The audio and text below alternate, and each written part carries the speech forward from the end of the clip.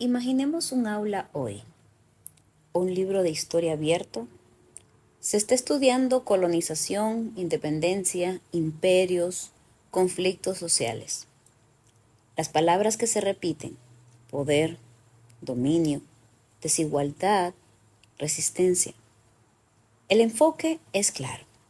La historia se explica principalmente a través de dinámicas de poder. Y entonces surge la pregunta profunda: ¿cómo llegamos aquí? ¿Quién formó al maestro que hoy enseña así?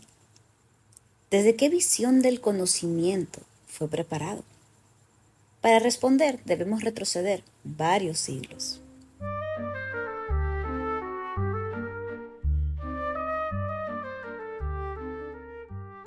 En el siglo VII, René Descartes buscó una base absolutamente segura para el conocimiento. Él no negaba a Dios. De hecho, argumentó racionalmente a favor de su existencia. Su proyecto tenía una intención metafísica: asegurar que el conocimiento descansara finalmente en Dios como fundamento de verdad. Pero al colocar la razón como punto de partida, abrió una puerta histórica. Con el tiempo, la razón comenzó a caminar sola. La búsqueda dejó de orientarse a conocer la verdad última o descubrir a Dios en la realidad, y se enfocó cada vez más en exactitud, precisión, verificación empírica. El fin metafísico se debilitó. El conocimiento comenzó a valorarse por su utilidad, y ese cambio penetró en la educación. A finales del siglo XIX y comienzos del siglo XX, John Dewey consolidó una idea que transformó la formación docente. Lo verdadero es aquello que produce resultados satisfactorios en la experiencia. La verdad se mide por funcionamiento y el conocimiento se orienta a adaptación. La educación se convertía en entrenamiento para la vida práctica. Este modelo moldeó profundamente a los maestros, y eso se evidencia en el aula. Veamos un ejemplo sencillo: la clase de matemáticas. El profesor motiva a los estudiantes a esforzarse por sacar buenas notas, para ganar una beca, para entrar en una buena universidad, o quizás para obtener el premio meritorio al final del semestre o al final del año. Nada de esto es incorrecto en sí mismo. El esfuerzo y la excelencia son virtudes. Pero cuando ese se convierte en el fin principal, las matemáticas se reducen a un medio para ascender en el sistema. El conocimiento se mide por su utilidad inmediata. Pasar el examen se vuelve más importante que comprender la verdad que la disciplina revela.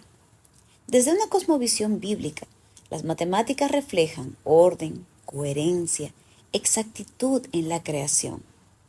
Apuntan a una realidad objetiva que no depende de nosotros, creada por Dios. Cuando el aula se centra exclusivamente en el rendimiento y la recompensa, el propósito se desplaza hacia el logro humano. Ahí vemos el pragmatismo operando silenciosamente. En el siglo XIX, Karl Marx propuso que la historia humana se explica principalmente por lucha estructural entre clases. Las dinámicas económicas determinan la cultura, la religión, la política y aún la educación. Con el tiempo, este marco se amplió. Hoy muchos textos organizan la historia alrededor del conflicto, la dominación y la resistencia, como vimos en el primer ejemplo. Se visibilizan injusticias reales, pero el conflicto se convierte en el eje interpretativo dominante. La pregunta central pasa a ser: ¿quién ejerció poder sobre quién? Y así el estudiante aprende a mirar el pasado principalmente como un escenario de opresión y disputa. En una clase ética o historia, se presenta un episodio histórico complejo. Se invita al estudiante a analizarlo y a dar su opinión. La respuesta suele validarse si es que es coherente, bien argumentada, o si se basa en un valor social actual: igualdad, inclusión, derechos humanos. Se celebra el pensamiento crítico, pero rara vez el maestro lleva el análisis a una pregunta más profunda. ¿Qué se ve aquí sobre la teología bíblica? ¿Qué revela este hecho sobre la condición caída del ser humano? ¿Dónde vemos idolatría, codicia, orgullo? ¿Dónde vemos providencia, juicio o misericordia? Y sobre todo, ¿está nuestra conclusión alineada con la palabra de Dios? El maestro cristiano debe llevar el análisis histórico siempre al marco bíblico para corroborarlo frente a los estudiantes. Eso les enseña algo fundamental. La verdad no se construye colectivamente, se comprueba, porque la verdad es externa y está en la palabra de Dios. Si no se hace ese ejercicio explícito, el criterio final termina siendo el consenso cultural del grupo o el valor dominante de la sociedad actual. El alumno aprende a interpretar, pero no necesariamente a someter su interpretación a una autoridad trascendente. Si la formación docente moderna ha sido moldeada por corrientes filosóficas específicas, entonces un plantel cristiano coherente debe reconocerlo y responder deliberadamente. Por eso, así como los padres deben ejercer discernimiento, los colegios cristianos tienen una responsabilidad seria. No basta con afirmar una declaración doctrinal, ni con ofrecer devocionales.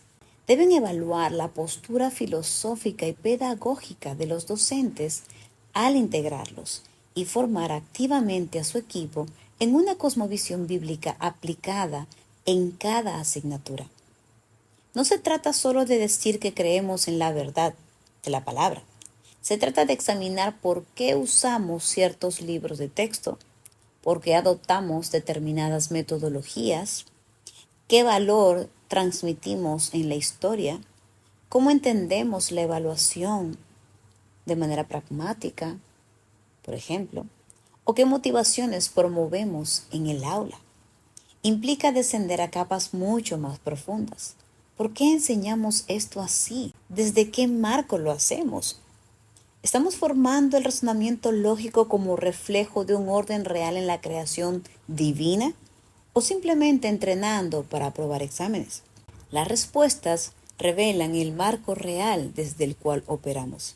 Hoy en día es muy difícil encontrar un clima escolar, incluso en el ámbito cristiano, que esté formando para el reino de Dios y sus propósitos. No solo por carencia docente.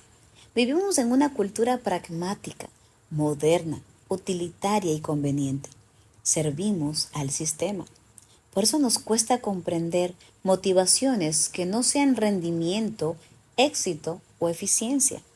No es solo una carencia del maestro moderno, es una característica de nuestras generaciones. Por eso, el desafío es tan profundo.